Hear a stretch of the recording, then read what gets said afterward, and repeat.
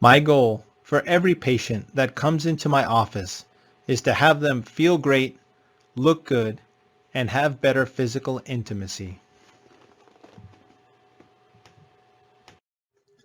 I appreciate those of you who hung in there with me until the end.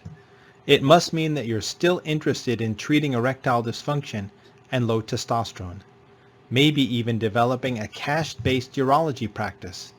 I would encourage all of you to develop a men's health center as part of your urology practice. As urologists, we have a unique opportunity to help men with a very important part of their life. I would encourage you to ask men upfront rather than have them ask you on the way out of the door. I'd be happy to answer any questions. Thank you. Dr. Brandeis, I'll turn it over to you. Great. Well, thank you everyone for attending. I have a number of questions of folks that are interested. And I really encourage urologists to continue to treat erectile dysfunction and low testosterone. Like I tried to show you, that there are a lot of folks that are trying to invade our turf as urologists, either in the erectile dysfunction market or in the low testosterone market. And I feel like this is sort of intrinsic and a part of what we do. And, you know, if you're just focused on treating prostate cancer or kidney stones, you're missing out on a lot of the joy of being a urologist. So the first question is, how do I get started offering these services? So offering a nitric oxide booster to patients is relatively simple. You can either recommend that they get it online, or you can sell it wholesale in your office. And I would encourage urologists as experts in the field of erectile dysfunction, as the folks who developed and first treated patients with PDE5 inhibitors, to explain to your patients how the whole system works, how that you need nitric oxide, how nitric oxide declines as you get older, and how nitric oxide works synergistically with PDE5 inhibitors. So you certainly could sell a nitric oxide booster in your office the same way a lot of us sell sildenafil or tadalafil, or you can make recommendations for a citrulline-based nitric oxide booster. You certainly could sell sildenafil or tadalafil. I would encourage everyone to look for training for shockwave therapy. It's a relatively inexpensive machine to purchase, you know, $20,000 or $30,000. And there are a subset of patients, probably 75% of patients, that do respond positively to shockwave therapy. And so if you can properly select your patients, and if you've done a partial or non-nerve sparing prostatectomy, it's not going to help them. If they're a brittle diabetic with neuropathy, it's not going to help them. But if they're a 50-year-old guy that doesn't want to be on Viagra, you can get them off Viagra. If they're a 59-year-old guy that Viagra's not working so well anymore, you can get them to the point where Viagra works pretty well.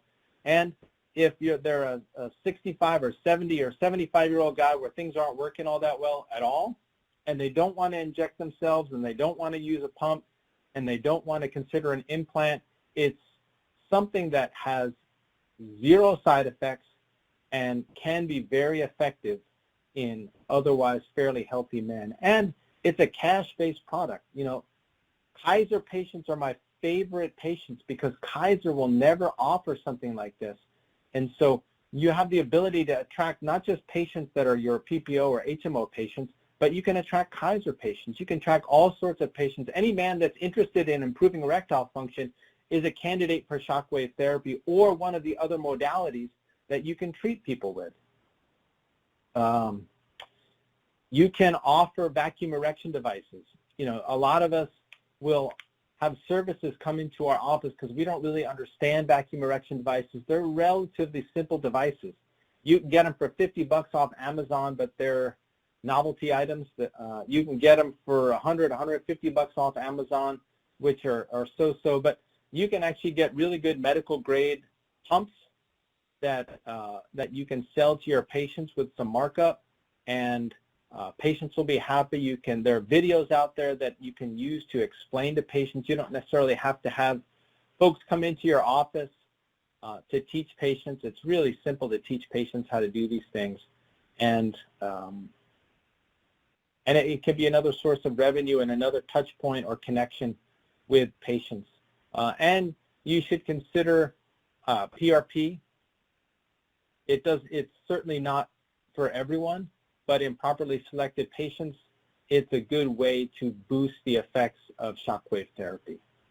And so that's a good way to start. Now, the issue is, and this became an issue in the practice that I came from, is how do you distribute the funds, and how do you turn it into an ancillary? Is it one person's responsible for that? It really depends on the finances of the practice, but it's very important to work those kind of things out before you embark on a project like this.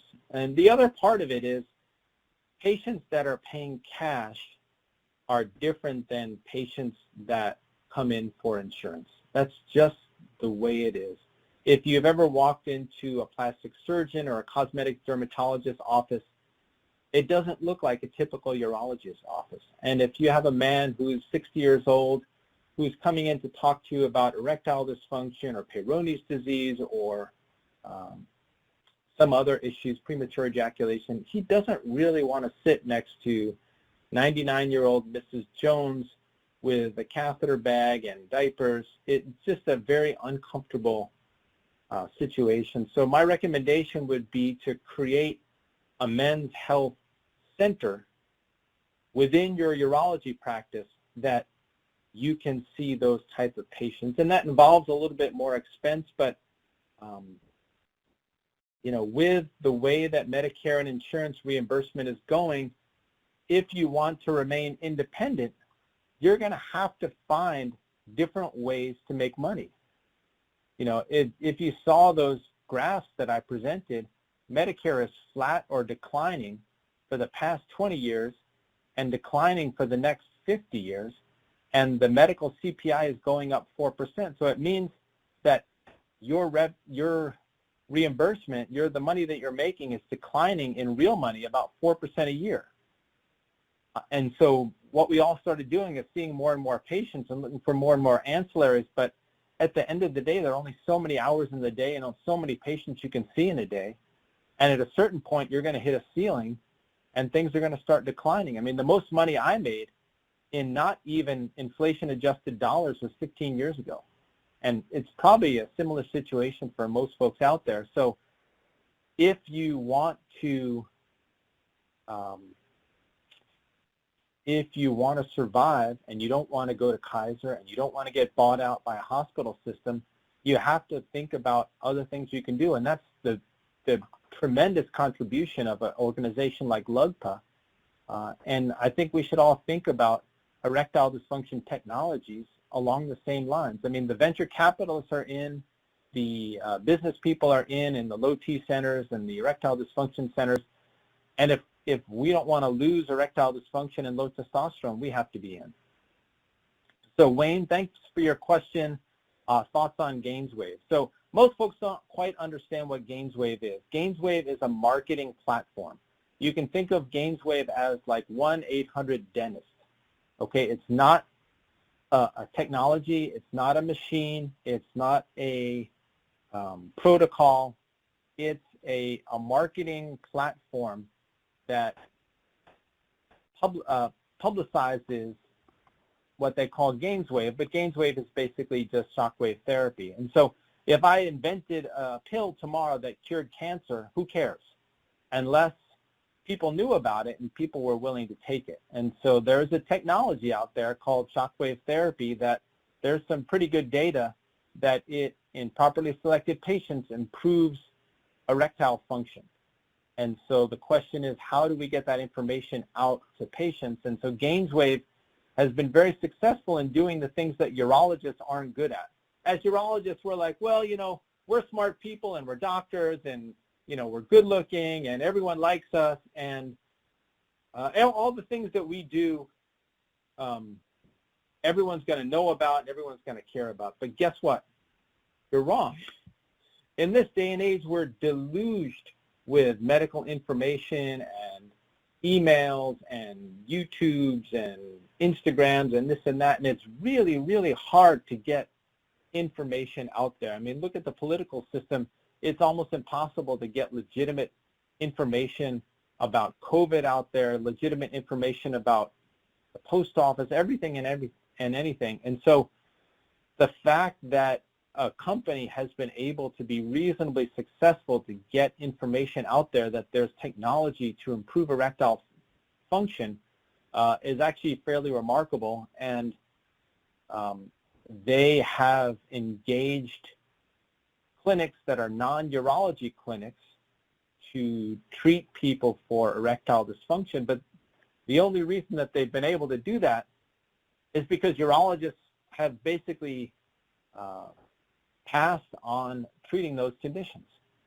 Like I showed a slide earlier that was based on data that I got from LUGPA that showed that erectile dysfunction wasn't even in the top 10 conditions in terms of revenue generation that urologists were able to generate. Now, my first year of treating erectile dysfunction within a urology group, I made 40% of my overall collections was just from shockwave therapy. And I had a very busy practice in the Bay Area where reimbursement's probably better than most parts of the country. So there is plenty of money to be made.